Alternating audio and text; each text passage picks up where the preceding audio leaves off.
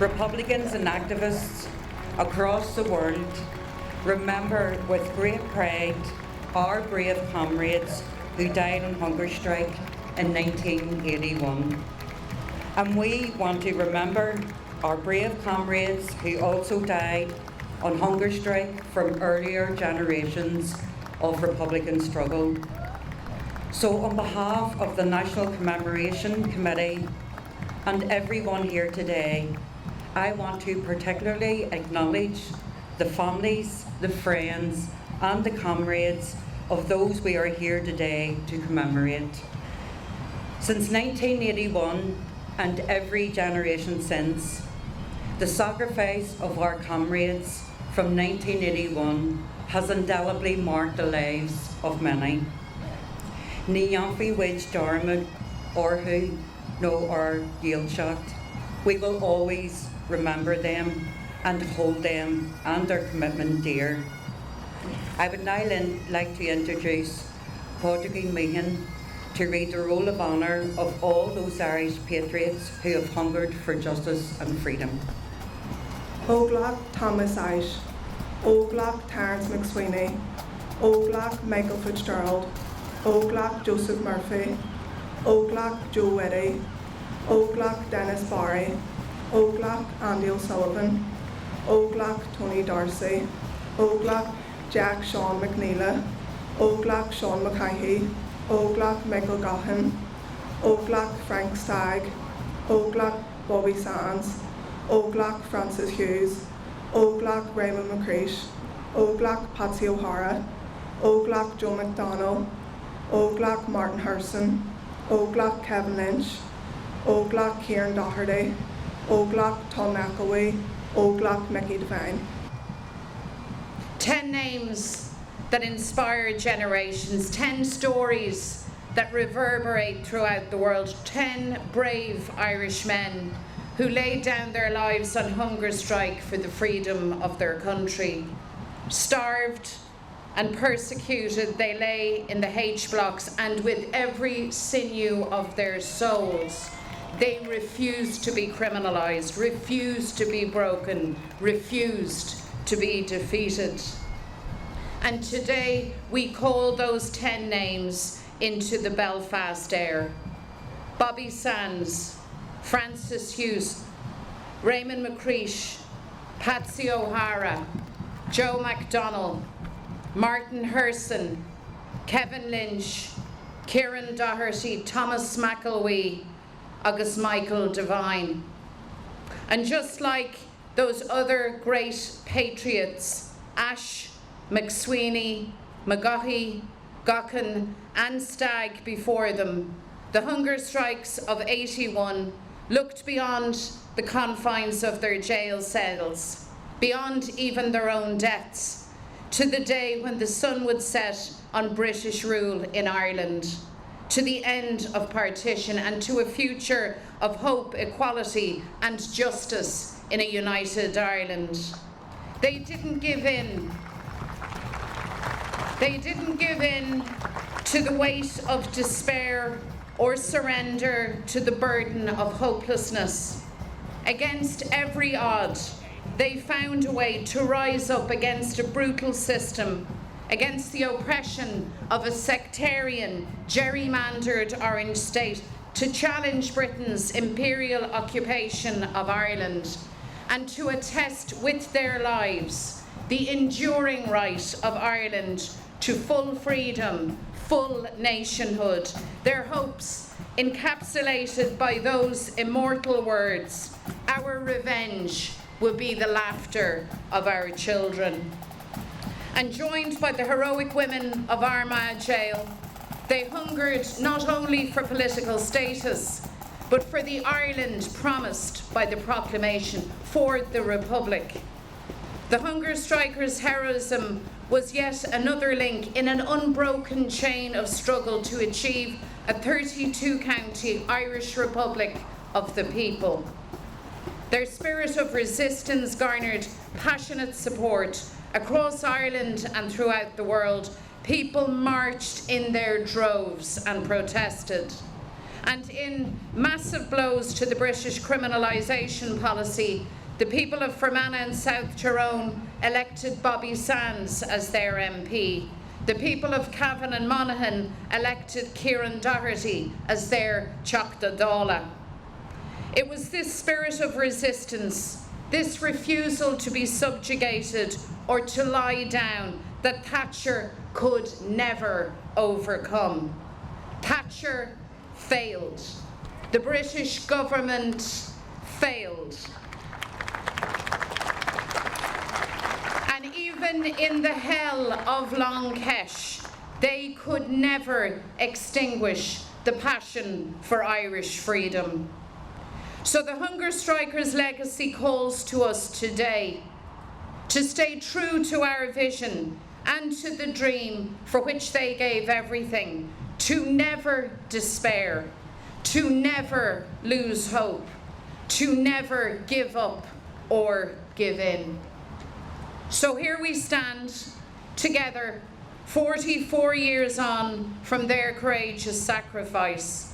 We stand now in our unshakable belief that this generation of Republicans will reunite Ireland and build our future, to realise Tone's mission to unite the whole of Ireland, Protestant, Catholic and dissenter. We stand together in Mael Ferrishta, in the north of Ireland, where we have witnessed such seismic change.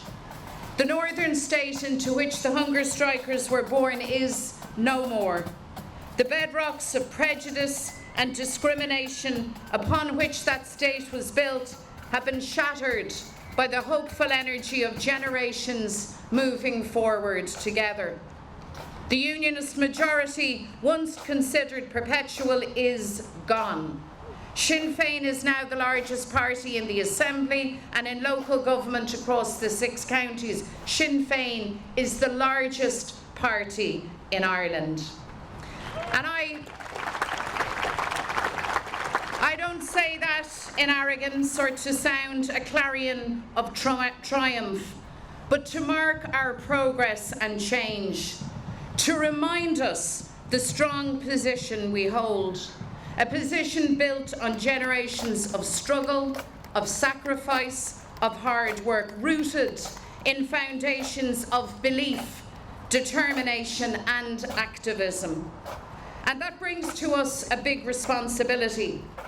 A responsibility to bring people together, to advance reconciliation, to ensure that the discrimination inflicted once on the nationalist people is never ever inflicted again on any other community. To be, as our comrade Martin McGuinness said, so confident in our Irishness that we have no desire to chip away at the Britishness of another.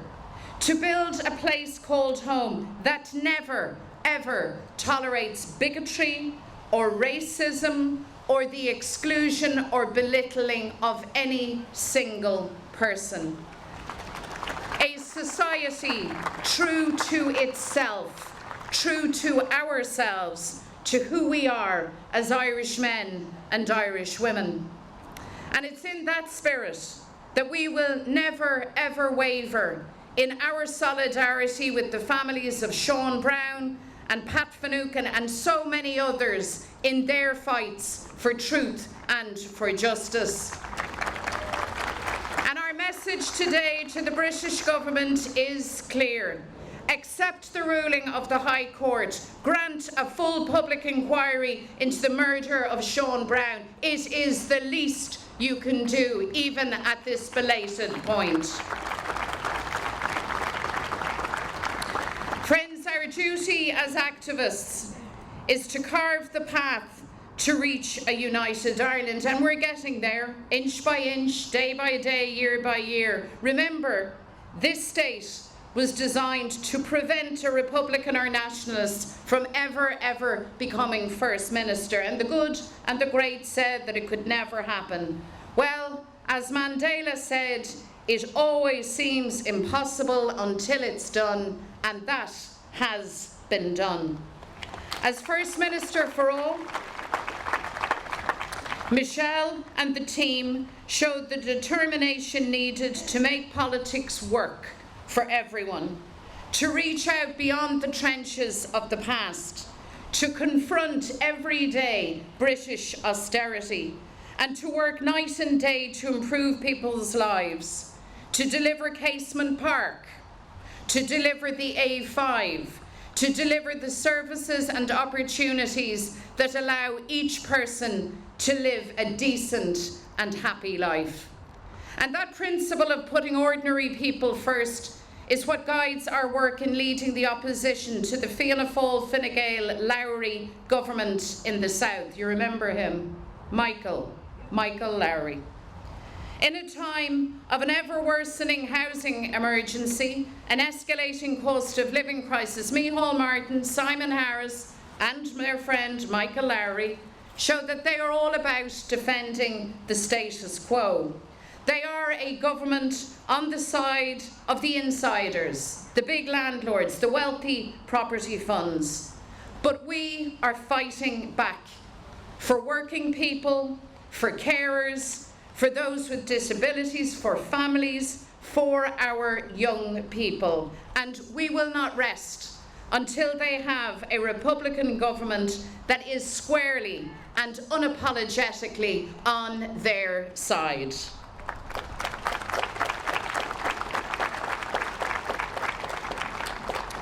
It's now 27 years since the signing of the Good Friday Agreement, and it's time now to write the next chapter of our nation's story, reunification. We know that the best future for our people lies in a united Ireland, and we are out to achieve a 32-county republic and the building of a society underpinned by equality, fairness and economic justice. The momentum for Irish unity grows all the time, and the Irish and British governments must catch up. Partition has failed all of our people. It's failed Ireland. So the planning and preparation for democratic constitutional change must start now. The planning and preparation for unity referendums must start now. And with optimism, hope and determination, we can transform Ireland to a place where opportunity and prosperity are really open to every worker, every family and every single community. This autumn, we will elect a new Irish president, and let me say it is a disgrace that Irish citizens living in the north of Ireland cannot vote for their president, for our president. This politics of exclusion is beneath the dignity and importance of the office of Uachtaráin na hÉireann, the first citizen of all Ireland, for all Irish citizens. So whoever is elected to this important office must understand and must honour their duties to Irish citizens living in this part of Ireland. And they must understand also that the days of saying yes to unity, but just not now, are over. It's time to get on the pitch, to stop being bystanders as history unfolds, to finally shed the harness of partitionism and become leaders for the reunification of our country. That's what a government with real vision would do. That's what a patriotic government would do. That's what Micheál Martin should do. And these are the values that the Irish president must advance. Because the day is coming when the people will have their say on unity. And our job now is to build a campaign that is positive, to win those referendums and to win them well. And I believe that we can do it. I know that we must do it, and I pledge that we will do it.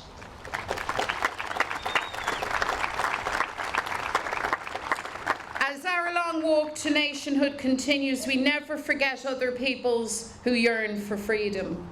We stand in unwavering support of Palestine, the people of Gaza and the West Bank, as Israel's barbaric genocide continues. As occupation, apartheid, starvation, bombardment, brutality, Israeli barbarism plays out for all the world to see. As Britain, as the United States, as the European Union facilitate and enable and finance genocide, Ireland sets its face against that immorality. Because we know what it means to be colonised, to be occupied, to be oppressed, but we also know what it is to rise up and to never ever surrender the principle of human dignity. So the people of Palestine can count on us. The people of Palestine can count on Ireland. We will never, ever stop raising our voices in their name. The British government, their courts, their system can try, but they will fail. Beg an bua agin, beg ar go loiger. And as the powerful turn a blind eye to unimaginable suffering, as they aid and fund this brutal genocide, the people of Ireland simply refuse to be silent. With everything that we have, we will champion our values of freedom, of peace, of human rights. And together today, from Belfast, we say, sanction Israel, stop the genocide, end the occupation, and free Palestine.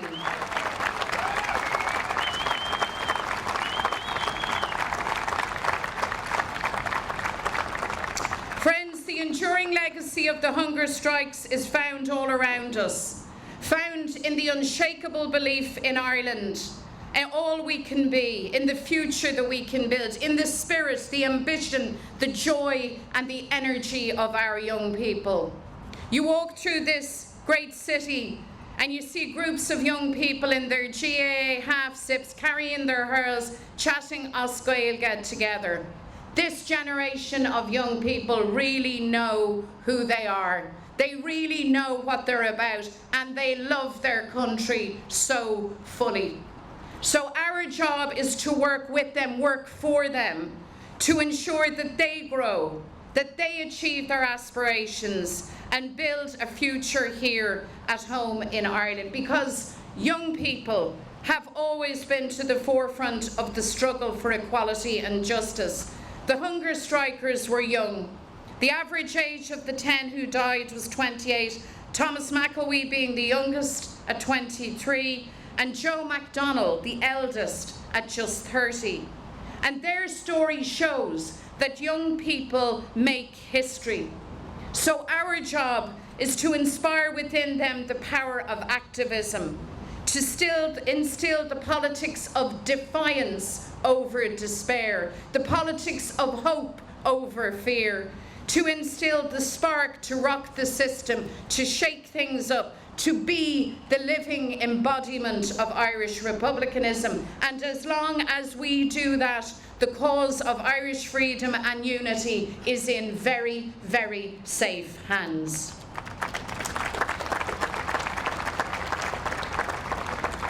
So together we continue the journey to a united Ireland, to the Republic. The hunger strikers walked their length of the road, and now we walk ours. In confidence, in hope and determination. The struggle is long, the struggle is hard, but the struggle is always, always worth it. So we look beyond today to the Ireland that we shape for our children, for those young people who look to their future undaunted and unafraid. For them, we will do the work.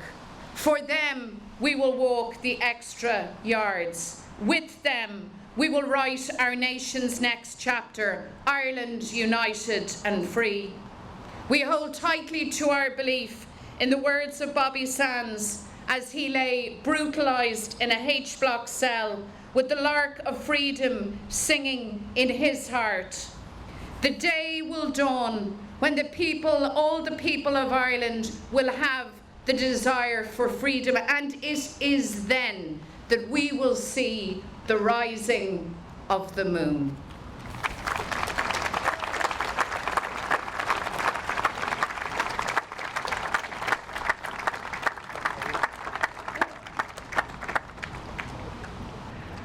To close today's proceedings, we have Emma McFarlane playing a song that her daddy, Beck McFarlane, wrote in memory of his friend and comrade Bobby Sands, and this song is dedicated to all those who died on hunger strike and their families. Gora Mila Mila Magov.